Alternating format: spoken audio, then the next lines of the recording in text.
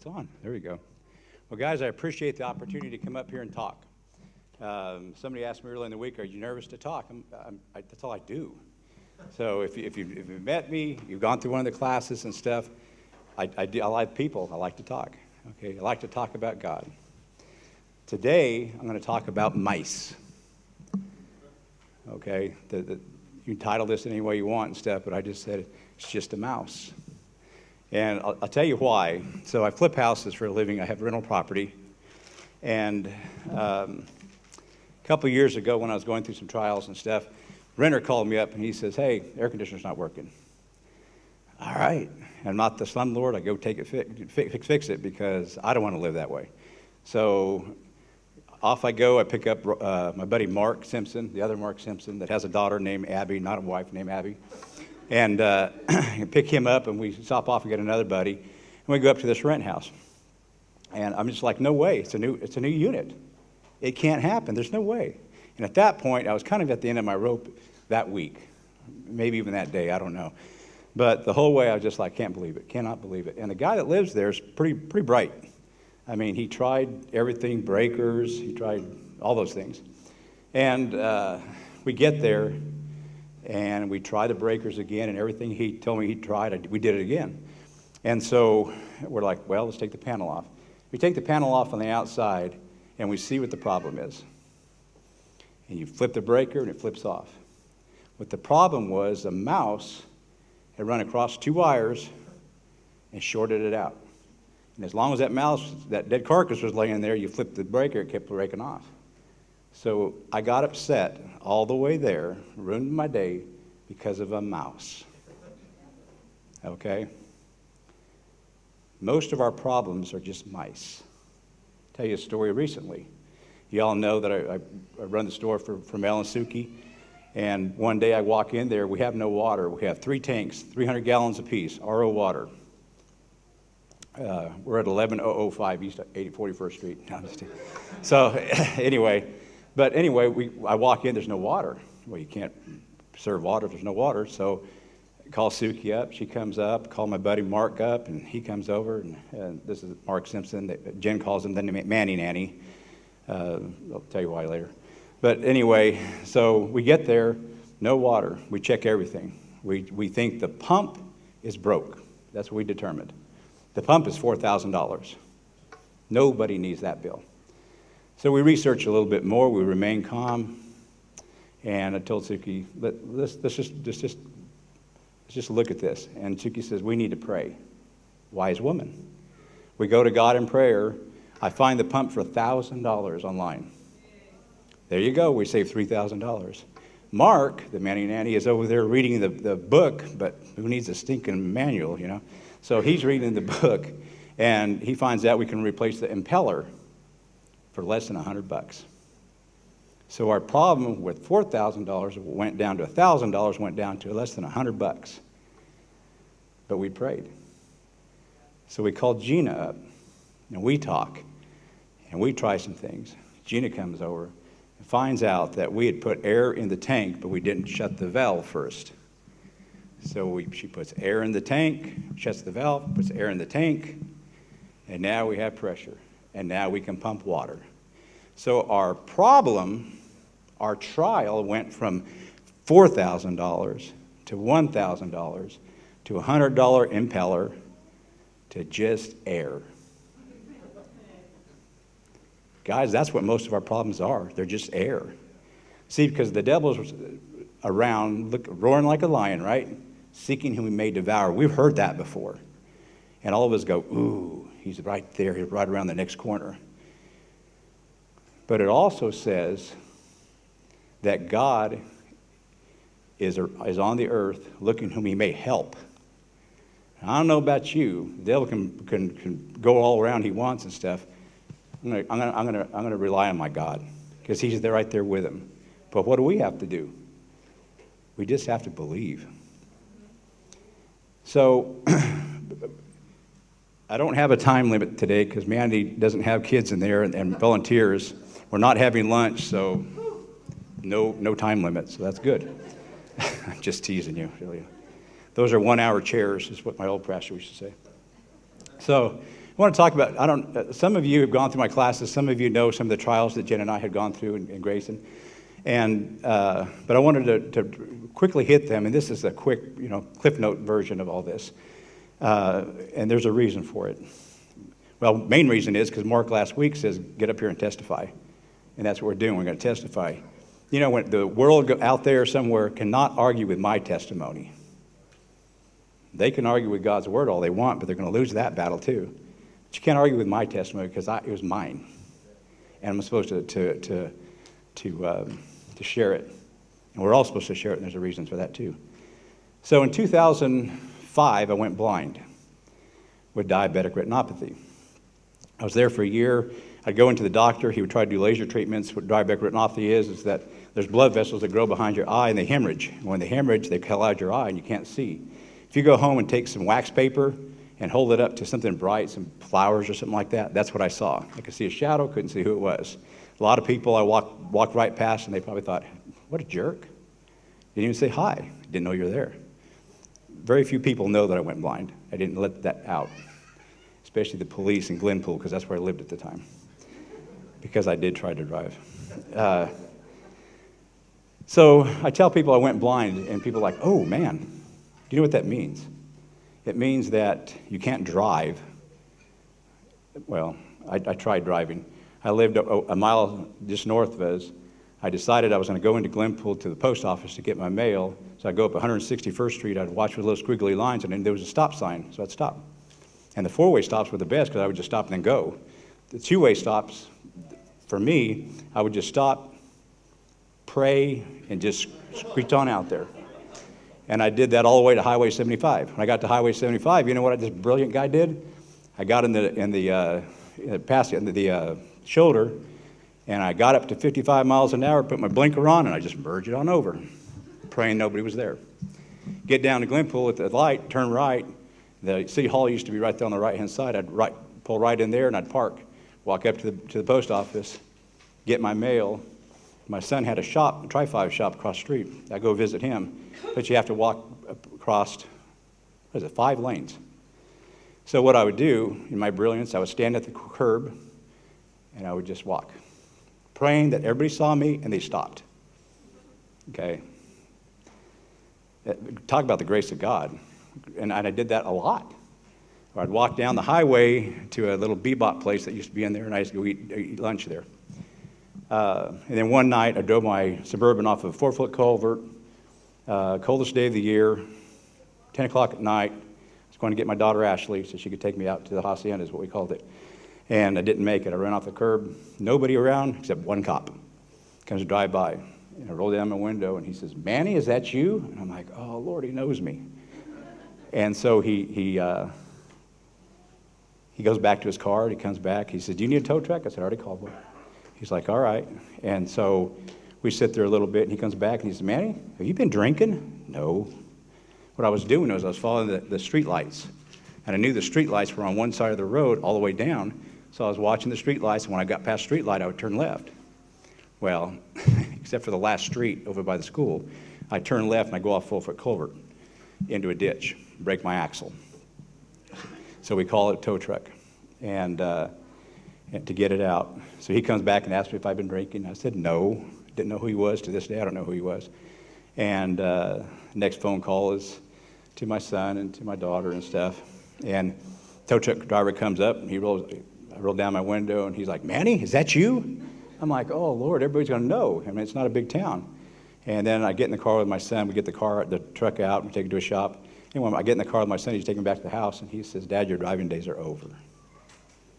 Now, a lot of you have had to do that to maybe not a lot of you, some of you had to do that to your parents. Your driving days are over. That's hard for a man to hear. Because at that time, I had ego. I was my own guy. This is how bad I was at one point. There was some things going on in my life, and I told God, God, take care of somebody else. I've got this. Is that arrogance or what? I said that with my mouth. And so my driving days were over. Best day of my life when I was blind is one day, National Treasure. Remember the movie? I had a big old 60-inch TV, and I'm sitting there. So when you're blind, you don't watch TV because you can't see. You don't read because you can't see. You don't drive anymore because you can't. So you just sit there in your own thoughts and think and listen to music.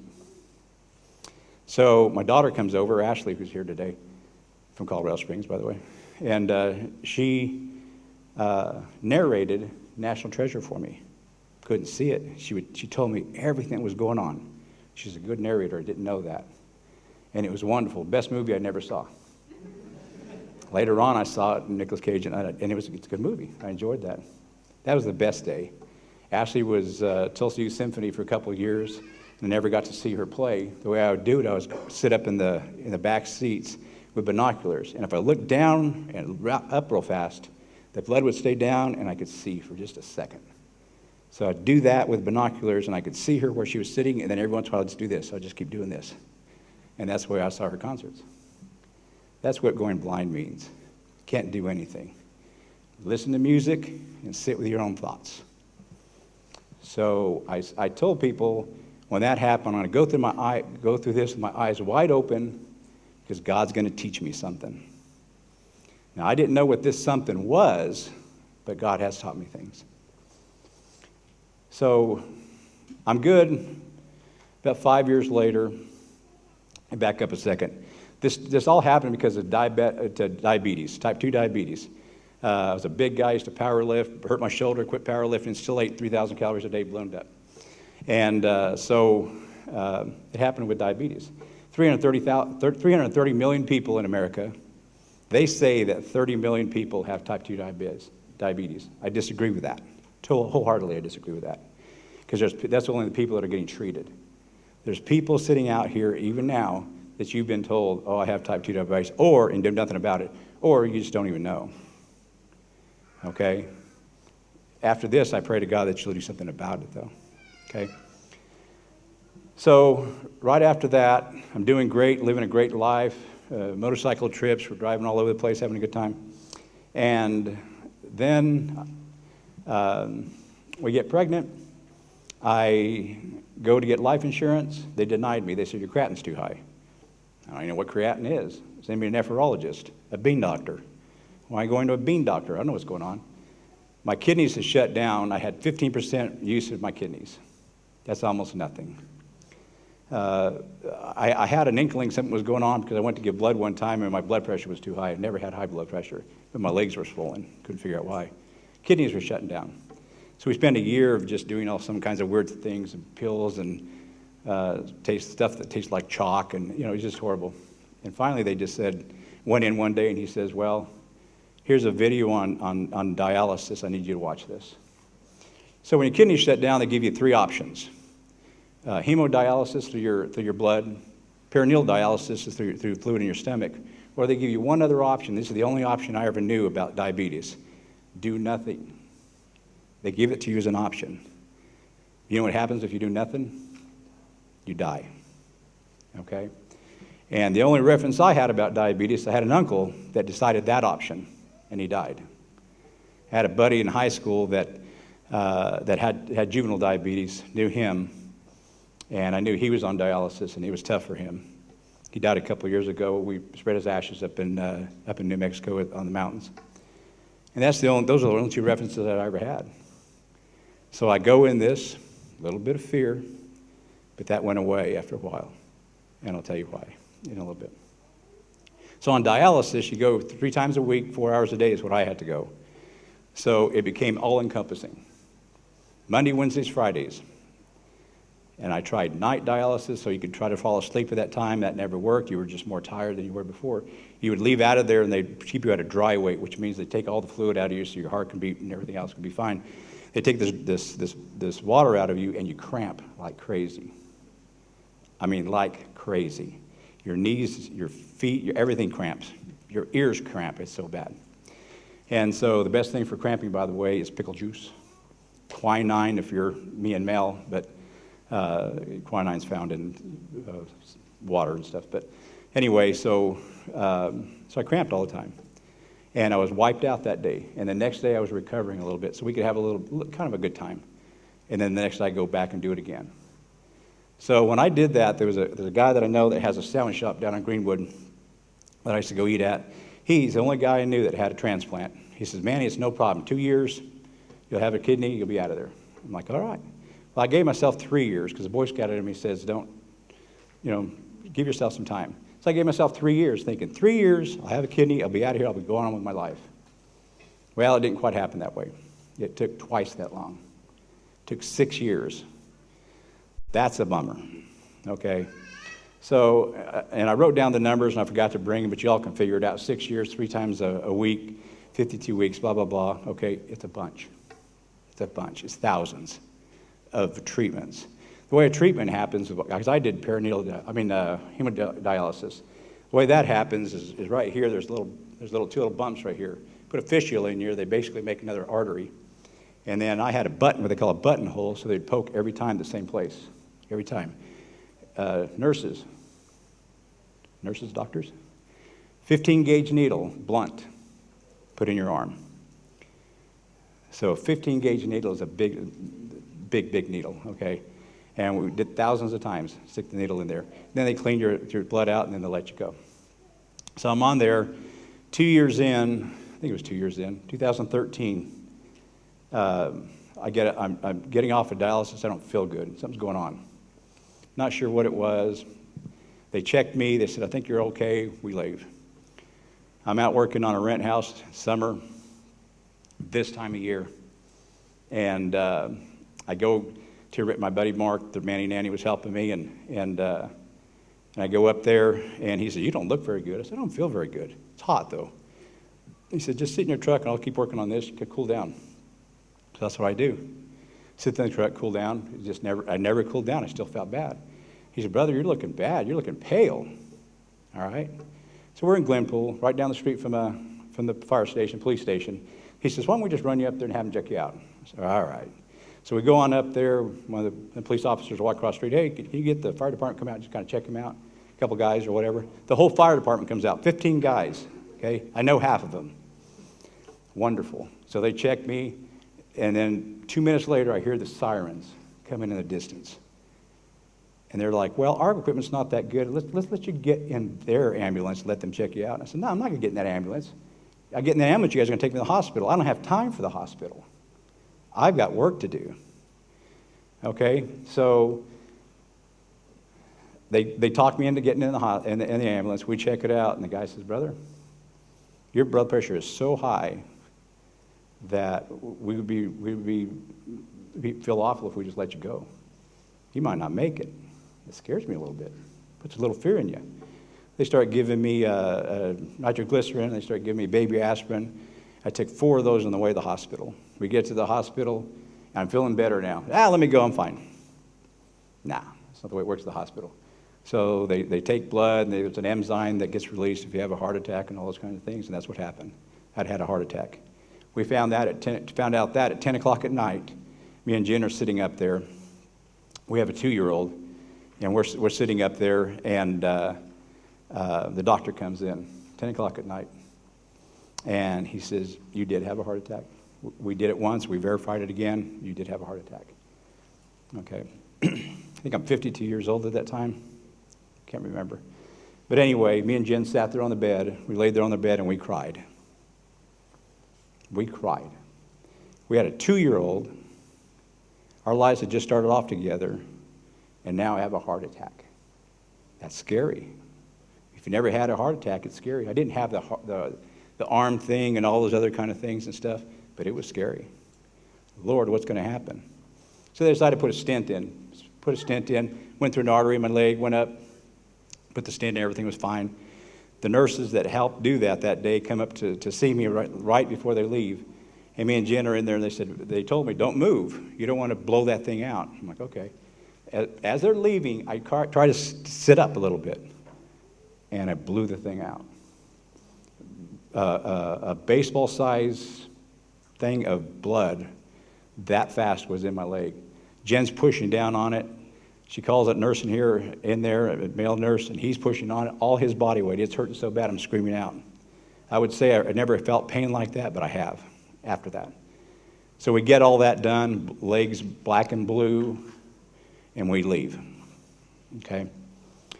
And so I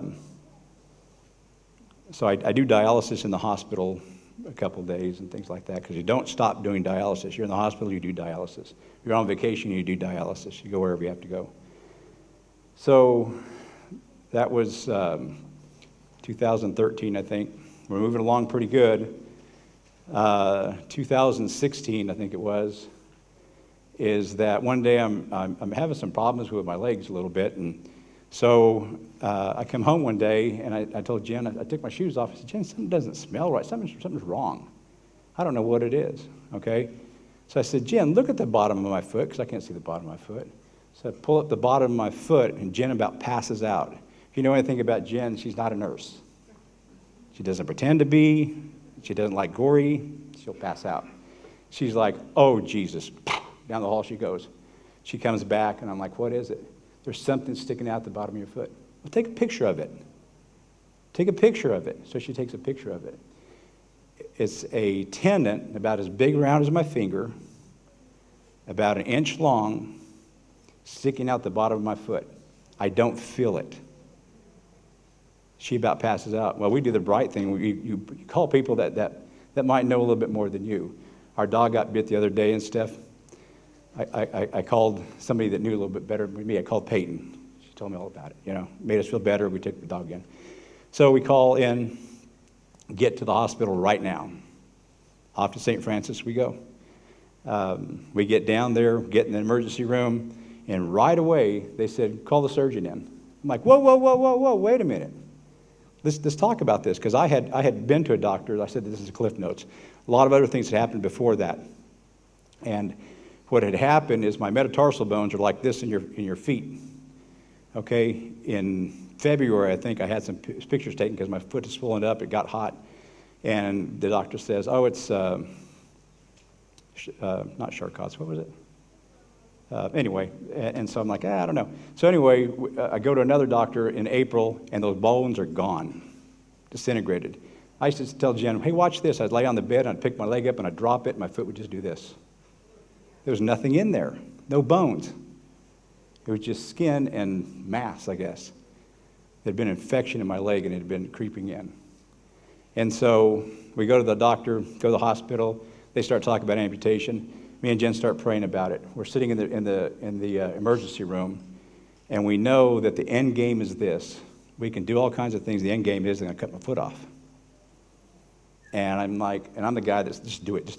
So we pray about it. We sit there. We find peace about it, and we're like, okay, we're going to do this. Then we start joking about it. And so in the hospital for about a week prior, and on a Saturday they take me down to have an amputation. And they cut off my foot. I wake up with the worst pain in my life. They didn't give me enough medication to keep it down. The soldiers during World War II, when they had to cut their legs cut off, I get it. That hurt like heck. I was in the recovery, for 6 hours. Every 30 minutes they were giving me drugs. I finally get up to my room. They're on, what am I on? Dilaudid. I'm on Dilaudid. And Jen she was magic at that point, because she would be at one side of the room, and then all of a sudden she'd be over here. And I'd say, how'd you get over there? Because I closed my eyes, and I don't know how long I was out. Okay, I was high as a kite, guys. And my little button and stuff, I'll tell you a little story. Our son Grant, who's in the military right now, he would stay with me at night, and he would set his phone for every 30 minutes or whatever it was, 15 minutes. And every time it went off, he'd grab my finger. I probably shouldn't have been telling this, huh? Anyway, grab my finger and push down on the button and stuff. I didn't want to get behind on the pain, okay? Stay in there 19 days, do 2 weeks worth of rehab in 1 week, because I have a family reunion. It's at my house. And, or my family was coming in to check on me is what it was. And so we work on that. And we work on that on a bad knee. I wrestled in high school and college, tore up my knee really bad. It kind of sat just awkward and stuff, needed a knee replacement years before and stuff, but I did my rehab on one leg like that, and it hurt. Get out of there with the amputation. That was in July 2nd is what it was. This time of year, the heart attack happened like in June or something like that, the end of June. This time of year is when all this stuff happened. So we're 5 years out for some of that stuff. But anyway, so I have the amputation, come home. there's infection that was in there. They have to heal before they can fit you for a leg and all that kind of stuff. We're moving forward. I finally get, in December of that year, I get my prosthesis. I'm excited. We go in, we get tested, and little Grayson was like, this is so cool, and he was giggling about the leg and all that kind of stuff, you know. But we get through it. We decide to go on our first vacation in a while. We go down to San Antonio to see Jen's sister. I drive all the way there. Let's drive at night, just get there, 8 hours. So we get down there, and they had told me before, make sure you take that thing off every couple of hours and let your leg rest. Well, I drove eight hours thinking, you know what, I'm just sitting. I'll be fine. I get down there, and one night, things don't look quite right. Sister-in-law is in med school at that time or whatever, and she says, I think you need to go checked out. So we're on base. We go get checked out, and they're like, well, there's an infection there. They gave me some stuff. They circled it like they do, and they said, if that gets up outside that blue line, come back in. The next day was Christmas Day, and I wanted to be home for Christmas. I wanted to see the kids open gifts. So the next day, we're sitting there. We just eat lunch. I lay down. Everybody's kind of laying down like we do, you know, take a nap. And I start shivering. I was just cold. What's going on here? And we decided I need to go back to the hospital. Go back to the hospital. They'd admit me. The rest of the time we're in San Antonio, I'm in the hospital. Every other day I'm still doing dialysis. So they released me in San Antonio to come here to get in St. Francis, get back in the hospital. Every other day we're still doing dialysis. So that was in July, and then, in December, and then shortly after that, I got my leg, and then we started moving along pretty good and stuff. Someplace before the amputation, I went in. Was it after? I can't even remember. I had a knee replacement in this leg. We finally decided to get that done, and it didn't heal right. I had a gash in my knee that Gina had to come and doctor because Jen was like, nope, he's going to die because I'm not getting in there, okay?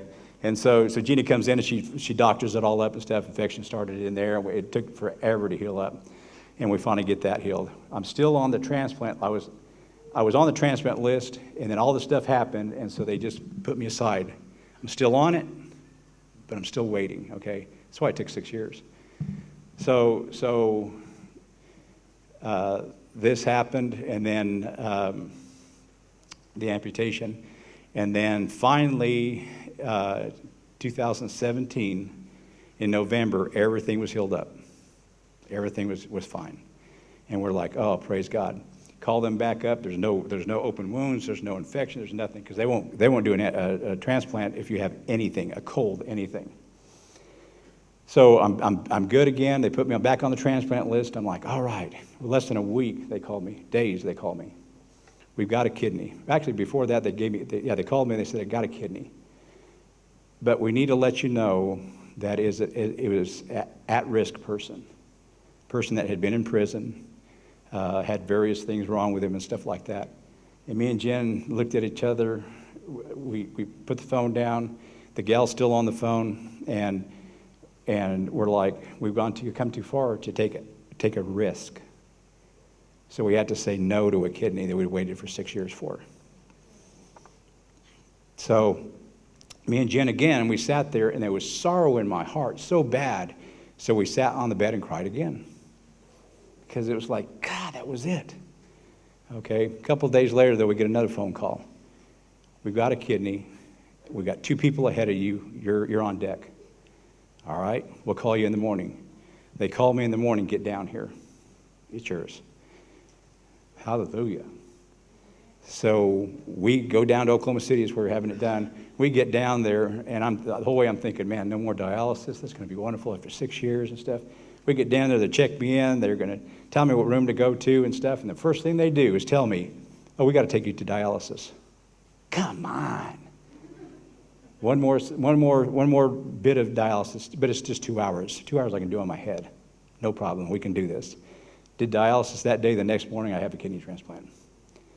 My doctors told me that I did not fit the profile. I was too big. So they called me in, and they wanted to know what was going on with me, because at that time I didn't have any more issues. My heart was great, no high blood pressure, diabetes was under control, all those kinds of things. Diabetes had been under control for a long time before all this even started, by the way. Okay, 5 years before, but the damage had already been done. So when they say that diabetes is a silent killer, buddy, you better believe it. It's sitting there and it's eating away, and some of the damage has already been done. Okay, so we had the kidney transplant. We get out, everything's fantastic. We're moving along, no more dialysis, thank God. And then I start feeling bad. Something's going on, okay? Come to find out that, I have this thing called Parvo B19. It sits dormant in your body, and it eats at your red blood cells, okay? And it's in there because of Fifth's disease or whatever else that's called. And it sits dormant in your body. Y'all probably have it, but your immune systems keep it suppressed. Well, when they suppressed my immune system because of the kidney transplant, Parvo popped its head. So now I have a blood disease that's eating away at my blood cells. And we've been dealing with this for a while, and we kind of got it under control now. But sometimes my hemoglobin is supposed to be 13 to 17. It drops down to as low as 5 at one point. Under 8, your other organs can shut down. So we're living with this, okay? But we're getting that under control for now. And then because your immune system suppressed, all of a sudden now I have skin cancer. That's why this big old gash up here, they have to cut some out. So we're living with this, okay? Got to wear a hat everywhere. That's why I usually wear a hat all the time. So those in a nutshell are the trials and stuff. So one night, after all this was over, I could see the light at the end of the tunnel. I never got depressed, because when you're on dialysis, you see people they come for people in an ambulance, and sometimes they come back and sometimes they don't. And you're sitting in the same chair. When's my turn? Is what I thought to myself. So you're sitting there and you cringe at that. See, because before I had the heart attack, remember I told you I had a little problem at dialysis that afternoon and stuff? That was a heart attack. And I very well could have been one of those guys that gets in the ambulance from dialysis and goes away and doesn't come back. That gets in your head, folks. It could get in my head, but I wouldn't let it get in my spirit. I would never listen to bad things that happen to people. If people start telling me their stories of their horrific uncle, blah, blah, blah, I would tune them out and let them go. Never listen to it. Because what you put in your body, in your mind, in your spirit, comes out. All I wanted to hear is the good. Okay? So one night I wake up after all this is done and stuff, and I know it was God because it was 3 o'clock in the morning, and that's when God wakes me up to talk. And I wake up, and God is asking me these questions. He asked me one question, actually. He says, what did you learn? See, God didn't put that on me. I put it on myself because I wasn't living a balanced life. I was running 3 businesses at that time. I was running around. I was eating horribly. I was getting 4 hours sleep a night. Was not living a balanced life. At some point in there, I had a jail ministry at Creek County Jail. Did that for 3 years and stuff, but I still didn't slow down. God said, that's wonderful, and I'll bless that, but you're not living a balanced life. And you can't survive on that. God made us a certain way for a reason. So God asked me the question, what did you learn? If I hadn't learned anything, folks, I wouldn't be here. So in blindness, and these came to me just like this, I put them in my phone and my notes, and there they sat for the longest time. And they came to me just this fast. I didn't have to think about them. They just came out of my spirit. So in blindness, taught me humility. Because when you can't go anywhere, you have to call and ask for help. You have to ask for help a lot. And that was hard. That was hard for me to do. Can't drive anymore, Manny. He taught you humility. You got to be humble because you got to rely on other people.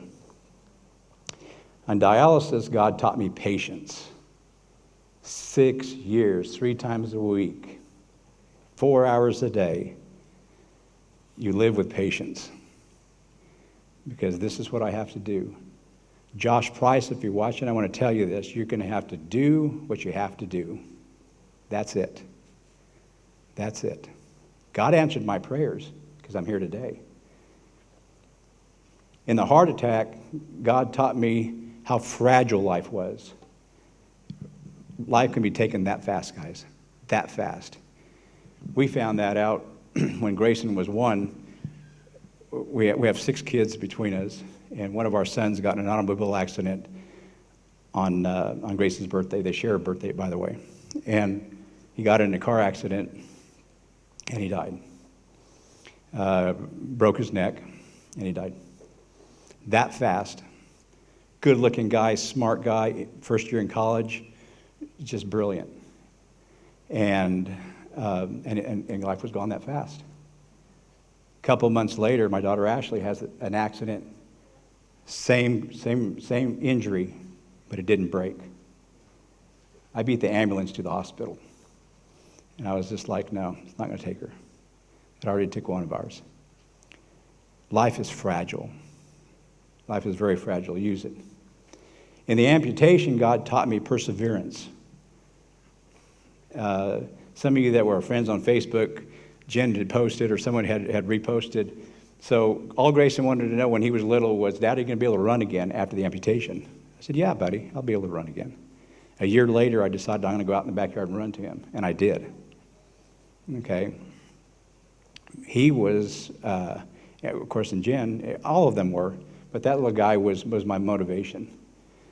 Remember, I wrestled in college, and I had this competitive part of me that I really didn't know I had challenged me. And I challenged myself, I'll do it. The doctor, when I was doing rehab, told me I had to be here 2 weeks. And I said, nope, don't have time. I'll give you 1 week. Nope. And he walks out the door. And he comes back in. Will you work hard? I said, Doc, I'll be the best patient you ever had. I'll do everything you want me to do. At the end, the last thing they do is have you walk down the hallway with your what's that thing called? Walker, yeah. With your walker and hopping on one leg that's already bad. And they said, we need to walk to this point. I didn't hear what they said. I didn't care what they said. There was a nurse station at the other end, and that's where I was walking. And that's where I walked to. And I turned around and I started coming back, and they said, that's good enough. I'm like, okay. I told you I'd work as hard as I could. I had motivation. And, more importantly, I had a God that was with me.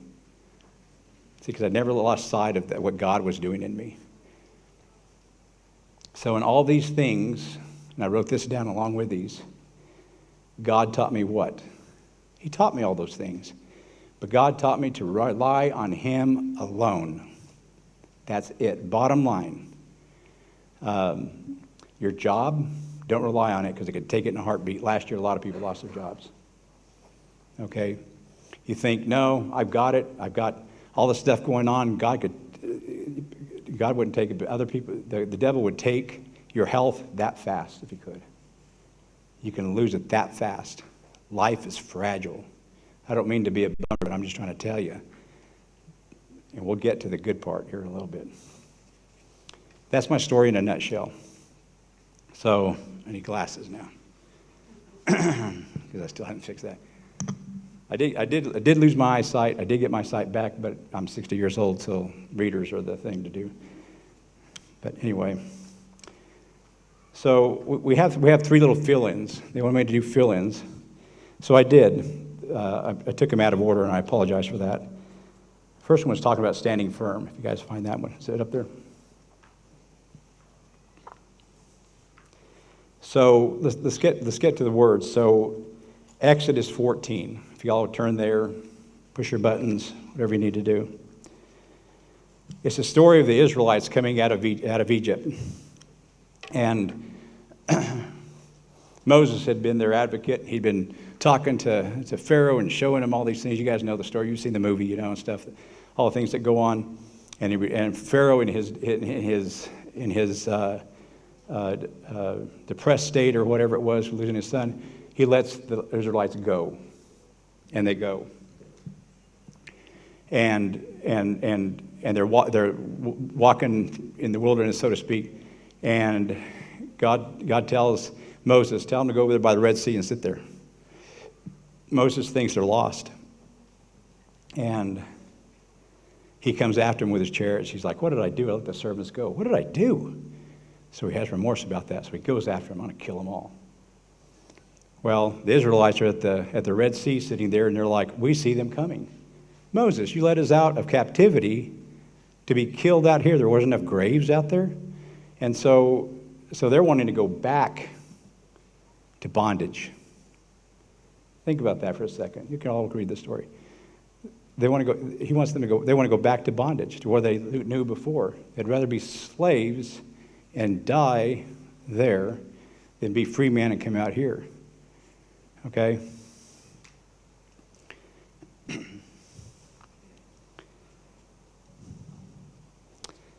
So they cry out. They're terrified, and they cry out to the Lord. They say to Moses, was it because there were no graves in Egypt that you brought us to the desert to die? What have you done to us by bringing us out to Egypt? Didn't we say to you in Egypt, leave us alone, let us serve the Egyptians? It would have been better for us to serve the Egyptians than to die in the desert. And this is what Moses says, because this is what God told him. Moses answered the people, do not be afraid. Stand firm, and you will see the deliverance of the Lord will bring you today. Stand firm. One of those feelings is just that, to stand firm.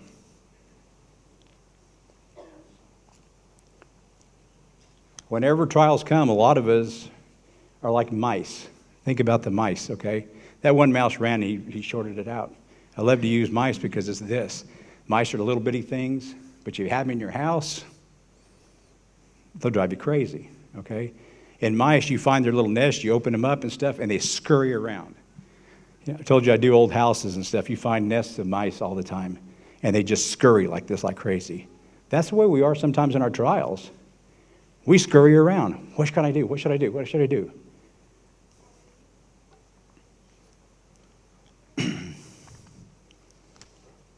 Back up to, go over to James chapter 1. James chapter 1.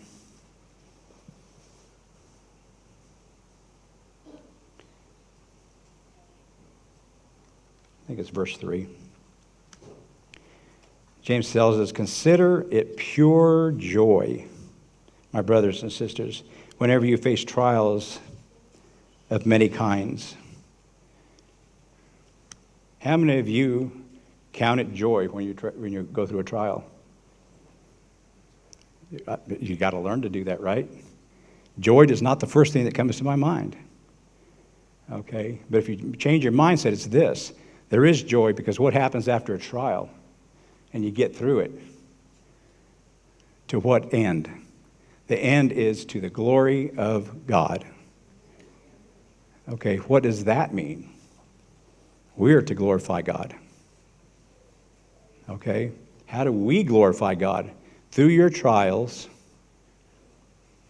we glorify God because we see the other side. We get to the end. We go through it with our eyes wide open because God's going to teach us something.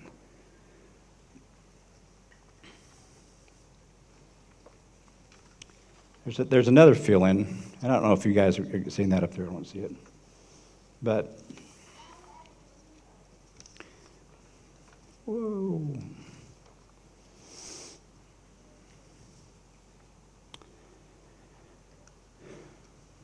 Down at the bottom of that story in Exodus 14, do not be afraid, stand firm. You will see the deliverance of the Lord will bring you today. The Egyptians you see today will never see again. In James, it talks about our I lost that one page. Talks about counting it all joy, and we'll have deliverance through our perseverance. Okay? And all I can tell you is that with the things that I've been through, that was it. That was it. Your perseverance. Remember I told you I had perseverance. Those are the things I learned. Those are the things I learned. we're way on time, but let me tell you this. At the bottom of the story in Exodus 14, it says this. So it told the Egyptians, do not be afraid, stand firm, and you will see the deliverance of the Lord will bring you today.